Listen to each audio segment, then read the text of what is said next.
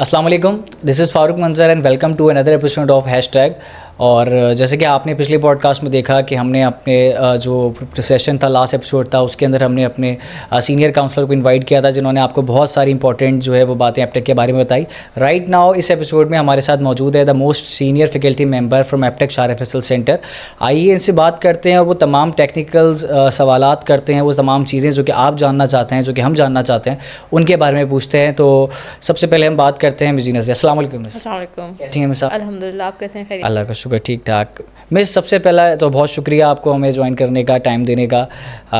बहुत शुक्रिया। बहुत मुश्किल होता है कि एज ए फैकल्टी मेंबर अपने स्टूडेंट्स को टाइम देना, फिर अपनी फैमिली को टाइम देना और उसके बाद फिर ये एक्स्ट्रा करिकुलर एक्टिविटीज़ में भी पार्ट लेना। So thank you so much for joining us. अच्छा, सबसे पहली चीज़ मैं आपसे पूछना चाहूँगा कि हमारे पास जो फैकल्टी मेंबर्स हैं, हमारे पास लास्ट टाइम मिस माज़ेब आई, उन्होंने हमें बताया कि किस किस्म के हम कोर्सेज़ ऑफ़र कर रहे हैं।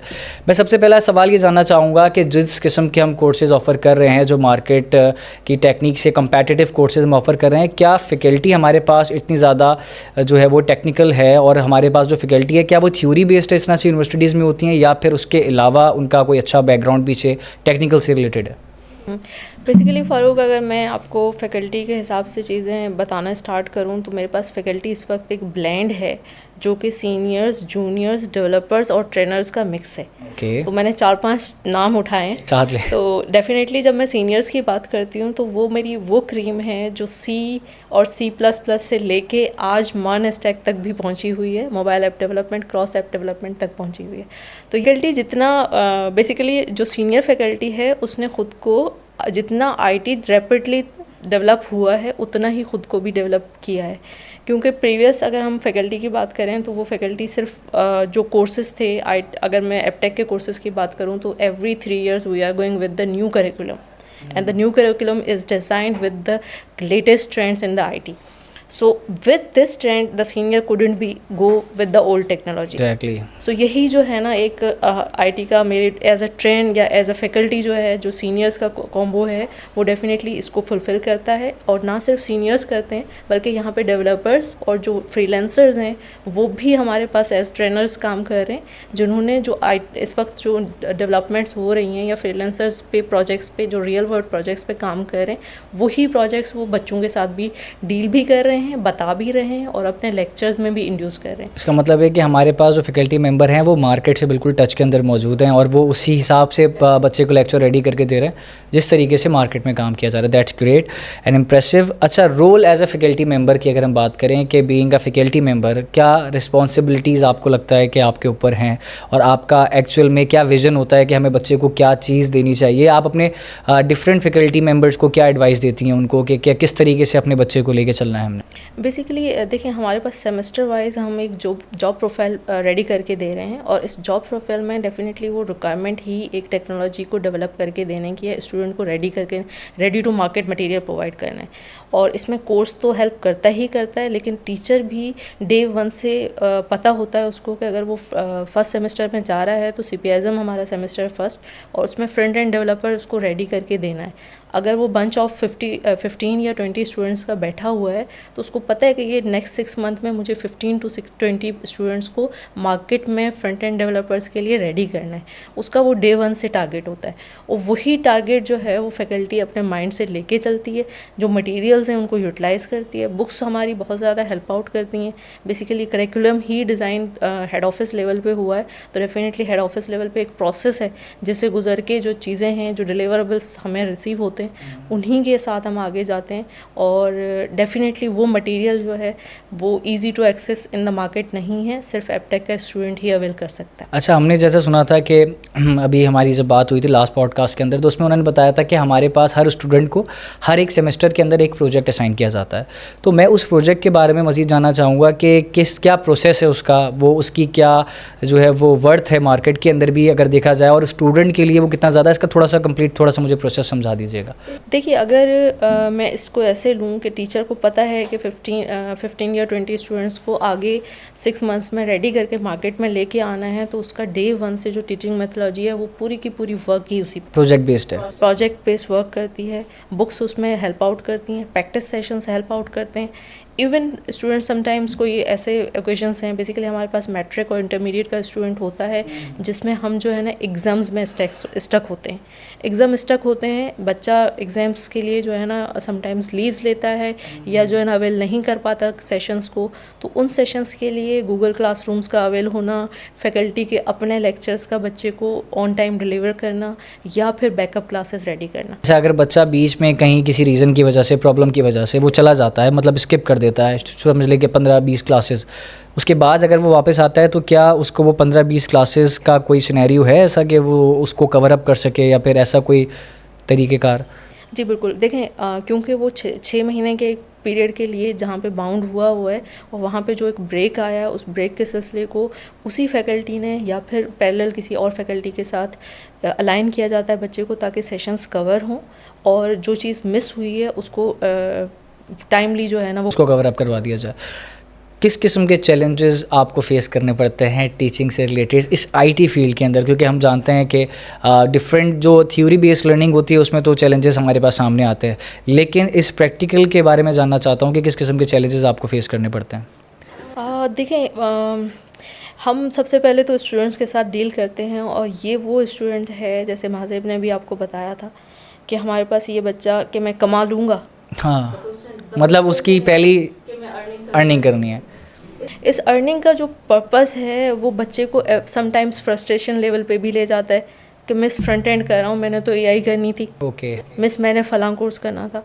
सो बेसिकली उन चैलेंजेस को लेके जाना और उसको लेके उनको ट्रेन करना और आगे की टेक्नोलॉजी के साथ फेमिलियर करना, वो फैकल्टी का बहुत हार्ड पार्ट। मतलब उनको समझाना कि भाई take time, good thing take time ना, मतलब कि वक्त से पहले नहीं, नसीब से ज़्यादा नहीं। बच्चा ये समझता है शायद कि हम आज गए हैं तो शायद कल से अर्निंग स्टार्ट हो जाए, तो उनके दिमाग में समझाना कि भाई हर चीज़ का एक प्रोसेस है ना। देखिए, कंसिस्टेंसी ज़रूरी है और आईटी में कंसिस्टेंसी के बगैर कुछ नहीं है।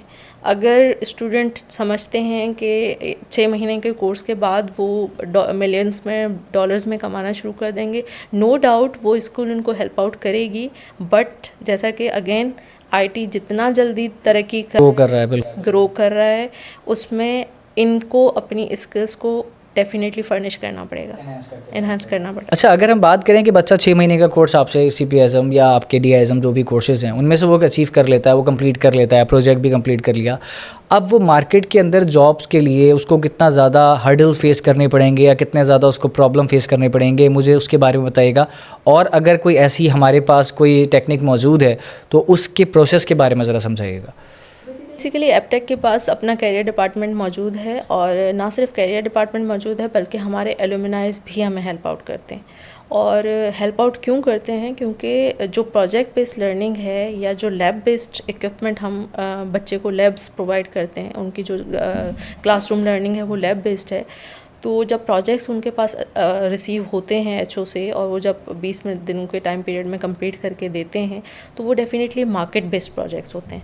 वो खुद को हाफ को खो चुके होते हैं और हाफ को जो रह जाता है वो उनके कैरियर सेशंस और स्पेशली जो वर्कशॉप्स हैं या सेमिनार्स हैं उनमें इंडक्ट किए जाते हैं। और समटाइम्स फैकल्टी खुद वर्कशॉप्स कर रही होती है और समटाइम इंडस्ट्री से जो एलुमनाई है वो आके कंडक्ट करता है सेमिनार्स। तो ये हेल्प आउट करते हैं बच्चे को, और ना सिर्फ हेल्प आउट करते हैं बल्कि कैरियर डिपार्टमेंट भी एक रोल प्ले करता है उनको इंडक्ट करवाने का मार्केट में और उनको इंटर्नशिप्स और जॉब्स प्रोवाइड करने का। ग्रेट। अच्छा, हमारे पास इवेंट्स की जब हम बात कर रहे थे तो उसमें एक इवेंट का जिक्र किया गया था जॉब फेयर के हवाले से, तो वो जॉब फेयर का थोड़ा मुझे बताइएगा कि जॉब फेयर किस टाइप का होता है, कहाँ हेल्ड किया जाता है और कितनी कंपनीज़, कितने नंबर ऑफ़ स्टूडेंट्स, आपके पास कोई प्रीवियसली कोई नंबर है जिसके अंदर आपको पता हो जिसके अंदर कि हायरिंग हमारी इतनी हुई थी या इतनी कंपनीज़ आई थी हमारे पास, ज़रा उसके बारे में ज़रा बताइएगा। देखिए, जॉब फेयर्स हम हर 4 मंथ्स में करवा रहे होते हैं और इस जॉब फेयर में कंपनीज़ को 1 डे का जॉब फेयर होता है, बट इसके पीछे definitely days of the efforts जो है और मेहनत लगती है। उसमें सबसे पहले मॉक इंटरव्यूज़ हैं, ट्रेनिंग्स हैं और स्किल बेस्ड ट्रेनिंग्स हैं कि अगर फॉर एग्जांपल मुझे प्लेसमेंट डिपार्टमेंट से रिक्वायरमेंट आई है कि .NET डेवलपर मुझे 50 स्टूडेंट्स चाहिए और मल्टीपल कंपनीज़ की रिक्वायरमेंट है, तो इस 50 स्टूडेंट्स को जो है रेडी करना, ट्रेनिंग्स में रेडी करना, और वो बहुत शॉर्ट पीरियड के लिए होता है टाइम, उसमें रेडी करना और ट्रेनिंग्स के साथ मॉक इंटरव्यूज़ करवाना, बेसिकली इंटरव्यू प्रिपरेशन कंप्लीट करवा। अच्छा, ये सारी इन सब चीज़ों के अंदर कोई एपटेक कोई किसी भी किस्म की एक्स्ट्रा फीस चार्ज तो नहीं कर रहा? नहीं, ऐसा बिल्कुल भी नहीं है। फ़ीस भी जस्ट एक रजिस्ट्रेशन फ़ीस होती है जॉब फेयर की, और वो रजिस्ट्रेशन फ़ीस सिर्फ इसलिए होती है ताकि वो बाउंड रहें उन ट्रेनिंग्स को सीरियस अटेंड स्टूडेंट करने ज्वाइन के करें। लिए। ट्रेनिंग्स के लिए एग्जैक्टली ट्रेनिंग्स के लिए जाएंगे तभी वो उस दिन जो है ना प्रेजेंट हो पाएंगे। तो basically it is just the bounding of the student towards. मतलब कि उनको प्लेसमेंट्स भी अंडर द सेम रूफ ही मिल रही है, उनको अंडर द सेम रूफ मिल रही है, ना उनको बाहर कहीं जाके घूमने की ज़रूरत है। इस तरह से पहले होता था कि आपने पढ़ लिया, अब आप जाके जॉब खुद ढूंढें। तो मतलब कि ये चीज़ एफटेक ऑफर मतलब कर रहा है कि आप खुद एक प्लेसमेंट जो है वो कंपनीज़ को यहाँ पे बुला के बिठा देता है कि हाँ भाई इनसे अब वो खुद इंटरव्यू दें। तो लाजमी दैट्स अ ग्रेट थिंग। अच्छा, थोड़ा सा मुझे क्लास के अंदर जो लेक्चर की डिलीवरी है या जो भी हम मैथडोलॉजी यूज़ कर रहे हैं क्लास के अंदर, वो किस तरह से है? हमारी क्या कितनी देर की क्लास है उसके अंदर कितना थ्योरी, कितना प्रैक्टिकल और कितनी प्रैक्टिस मौजूद है? ज़रा उसको, और फिर तरीक़ेकार जो हमारा पढ़ाने का है वो क्या है? क्या हम स्निपेट्स को इस्तेमाल कर रहे होते हैं बने बनाए कोड्स को, या फिर क्लास के अंदर लाइव कोडिंग चल रही होती है? उसके बारे में ज़रा समझाइएगा। देखिए, सबसे पहले तो फैकल्टी एक हायरिंग प्रोसेस से गुज़र के आती है, और स्किल्स हमारी जो पोर्टल स्किल्स हैं उनको क्लियर करना और ख़ुद को पहले प्रूव करना कि मैं रेडी हूँ in the class, ready for the class हूँ। ये पहला प्रोसेस है। और सेकंड प्रोसेस है बच्चे के पास क्या डिलीवरेबल्स जाते हैं और क्लास में क्या डिलीवर होता है। तो क्लास बेसिकली लैब बेस्ड हमारा वर्क है, और इस लैब बेस्ड वर्क में अगर मैं बात करूँ, कोड जो है वो प्रैक्टिस सेशंस होते हैं, और ना सिर्फ प्रैक्टिस सेशंस होते हैं बल्कि बच्चों को प्रोजेक्ट बेस्ड काम करवाया जाता है।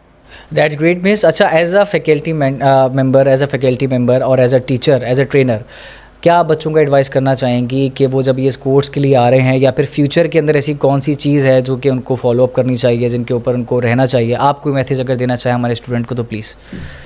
देखिए, स्टूडेंट्स के लिए सिर्फ एक मैसेज है कि बेटा कंसिस्टेंट रहें।